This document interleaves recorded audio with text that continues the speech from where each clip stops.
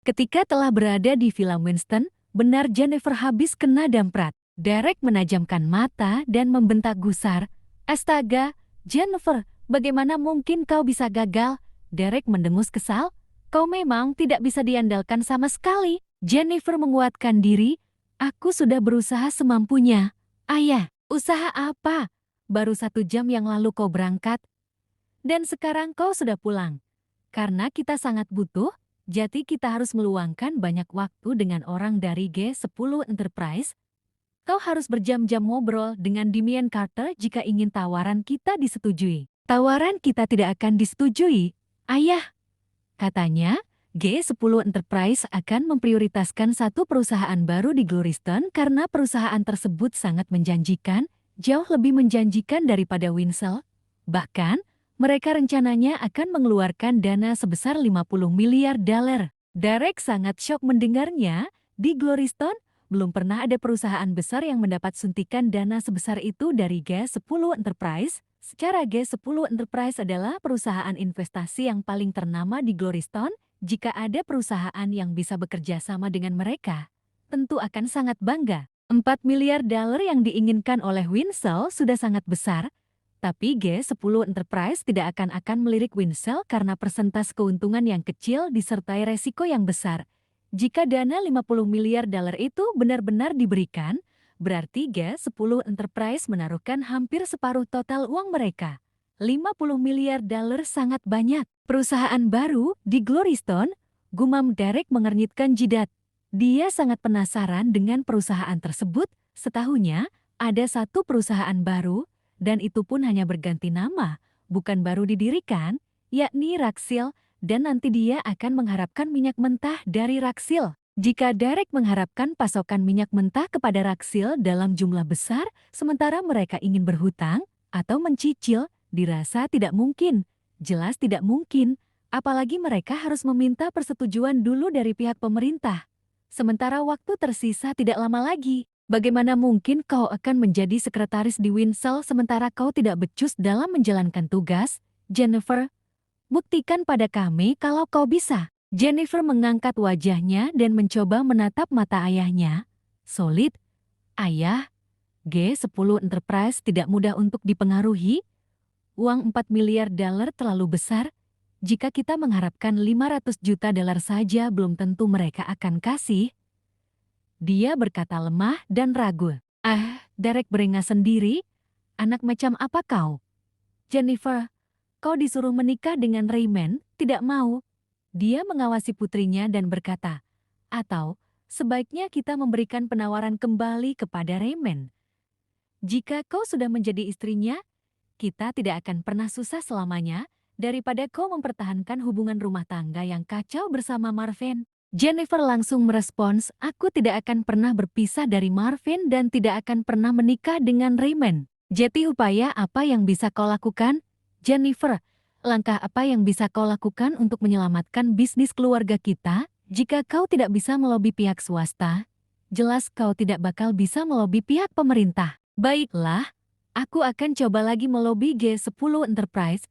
Jennifer kemudian menelepon Marvin, minta segera dijemput. Sekitar 30 menit kemudian Marvin tiba di Villa Winston. Tidak ada pembicaraan apapun, Marvin langsung diminta segera pergi oleh istrinya sendiri. Ketika perjalanan pulang di dalam mobil, Marvin sangat bingung dengan sikap istrinya yang dingin dan datar.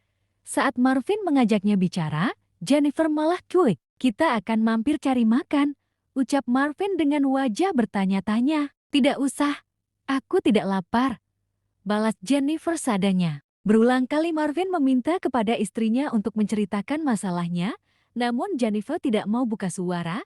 Saat ini, Jennifer sangat pusing dengan tingkah dan kemauan keluarganya. Jennifer sebenarnya tidak ingin terlalu sering merepotkan suaminya sendiri. Dia ingin agar problem yang sedang terjadi bisa diatasi dengan caranya sendiri. Namun, langkah yang dia ambil salah. Sudah seyogianya agar seorang istri menceritakan masalahnya kepada suami untuk meminta solusi.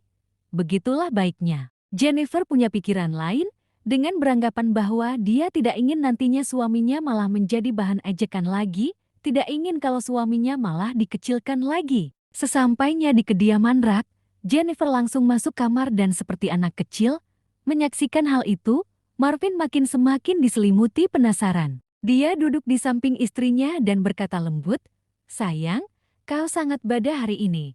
Sepertinya ayah dan saudaramu telah mengatakan sesuatu yang tidak pantas kepadamu hari ini. Sebaiknya aku kembali ke sana dan bicara kepada ayahmu." "Jangan, tidak perlu," tepis Jennifer sambil tertunduk malas. "Kau tidak boleh ikut campur. Marvin, kau sudah terlalu sibuk dengan urusan bisnis keluargamu." Marvin menatap istrinya lekat-lekat dan berkata, "Keluarga Winston adalah keluargaku juga. Jika bisnis keluargamu ada masalah, aku harus turun tangan dan membantu." Meskipun mertua dan iparnya membencinya, Marvin tetap berlapang dada dan bermurah hati. Tiba-tiba mata Jennifer berkaca-kaca. Mungkin bisa jadi suaminya membiarkan Winsel tetap berantakan sebagai bentuk balasan terhadap ayah dan saudaranya. Namun sebaliknya, suaminya malah tetap perhatian dan siap mengulurkan tangan. Jennifer makin ternyuh dan makin bangga telah punya suami seperti Marvin Rack. "Maafkan keluargamu, Marvin," tutur Jennifer dengan suara yang lemah. Mereka sedang pusing memikirkan Winsel. Jadi wajar jika akan ada yang menjadi kambing hitam. Tetapi aku yakin suatu saat mereka akan berubah dan Winsel akan bangkit. Meskipun rasa kesal terhadap mertua dan iparnya masih menggumpal di dadanya, Marvin tetap menaruh respek dan percaya. Sebagaimana dulu, dia ingin keluarga Winston tetap berjaya. Jennifer tidak ingin terus-terusan menyusahkan suaminya. Kali ini dia akan berusaha seorang diri demi membantu bisnis keluarganya meskipun langkah yang nanti akan diambil sungguh berat. "Marvin suamiku, jika kau ingin kembali ke kantor, silakan, aku ingin istirahat." Marvin kemudian menyoroti wajah istrinya yang muram. "Kau tidak bisa bohong, Jennifer.